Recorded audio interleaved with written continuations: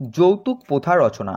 ভূমিকা: যৌতুক প্রথা এক নির্লজ্জ মানসিকতার অপর নাম। এ প্রথার জটিল আবর্তে জড়িয়ে রয়েছে নারী সমাজ। সুপ্রাচীন কাল থেকেই সমাজে যৌতুক প্রথা চলে আসছে। আধুনিক সভ্যতার বুকেও যা বিরাজ করছে ক্ষত চিহ্নের মতো। যৌতুক কি? অভিধানিক অর্থে বিয়ের সময় বরকে প্রদত্ত ধনকে বলা হয় যৌতুক, কিন্তু বাস্তবিক অর্থে বিয়ের সময় বরপক্ষের চাহিদা বা দাবি অনুযায়ী কনেপক্ষ বরপক্ষকে যে অর্থ, ধন সম্পদ, আসবাবপত্র, অলংকার, জমিজমা প্রভৃতি প্রদানের অঙ্গীকার করে তাকেই যৌতুক হিসেবে ধরে নেওয়া হয়। সেই সাথে কনেপক্ষের নিজেদের আগ্রহে যেসব অর্থ সম্পদ বরকনেকে দেওয়া হয় তাও যৌতুকের পর্যায়ে পড়ে। যৌতুক প্রথার উৎপত্তি: হিন্দু ধর্মমতে পরিবারের মেয়েদের পৈতৃক সম্পত্তিতে কোনো অধিকার থাকে না, তাই হিন্দু সমাজে বাবা মা মেয়ের বিয়েতে সাধ্যমতো উপঢৌকন দেয়।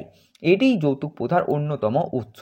এছাড়া বাংলায় মধ্যযুগে রাজা বল্লাল সেন কৌলিন্য প্রথা প্রবর্তন করেন। কৌলিন্য প্রথা অনুযায়ী সমাজে সম্ভ্রান্ত ও উচ্চ বংশীয়রা বিশেষ সম্মান ও মর্যাদা ভোগ করত।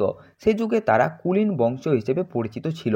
এই কুলীন বংশীয় পাত্রের সাথে মেয়ের বিয়ে দিতে নানা উপঢৌকন দিয়ে বরকে প্রলুব্ধ করতে চাইতেন বাবা মা। এ কৌলিন্য প্রথা যৌতুক প্রথার প্রসার ঘটিয়েছে। পরবর্তীকালে মুসলমান সমাজেও বিস্তার ঘটেছে যৌতুক প্রথার। এ কুপ্রথার সাথে যেহেতু অর্থ সম্পদ প্রাপ্তির বিষয়টি জড়িত, তাই ধীরে ধীরে যৌতুক নিয়ে শুরু হয়েছে পক্ষের দর কষাকষি এবং স্ত্রীকে নির্যাতনের মাধ্যমে যৌতুক আদায়ের প্রবণতা দিন দিন বেড়েই চলেছে। যৌতুক প্রথার জাঁতাকলে নারী সমাজ। আধুনিক যুগে বিভিন্ন ক্ষেত্রে নারীর অধিকার স্বীকৃতি পেয়েছে। শিক্ষা দীক্ষায় ও কর্মক্ষেত্রে নারীরা পুরুষের সাথে সমান তালে এগিয়ে চলেছে, কিন্তু যৌতুক প্রথার নিষ্ঠুর নাগপাশ থেকে নারী সমাজ মুক্তি পায়নি। জাতিসংঘের উন্নয়ন কর্মসূচি মানব উন্নয়নের প্রতিবেদনে প্রকাশ, যৌতুকের কারণে সমাজে অহরহ নারী নির্যাতনের ঘটনা ঘটেছে এবং নানামুখী নেতিবাচক প্রভাব পড়েছে সমাজে। বর্তমানে যৌতুক কেবল বিয়ের আনুষ্ঠানিকতার মধ্যে সীমাবদ্ধ নেই। বিয়ের পরবর্তী সময়ে স্ত্রীকে চাপ দিয়ে নির্যাতন করে স্ত্রীর অভিভাবকের কাছ থেকে যৌতুক আদায়ের ঘটনাও ঘটছে। নারীরা শারীরিক, মানসিক ও অপ্রীতিকর নির্যাতনের শিকার হচ্ছে। নারীরা যে কেবল স্বামীর দ্বারা নির্যাতিত হচ্ছে তা নয়, শ্বশুর, শাশুড়ি, ননদ, দেবর, মোট কথা শ্বশুরপক্ষের নির্যাতনে, অপমানে, অবহেলায় শ্বশুরবাড়িতে বধূর জীবন দুর্বিষহ হয়ে উঠেছে। ক্ষোভে অপমানে অনেক নারী আত্মহননের পথ বেছে নিচ্ছে।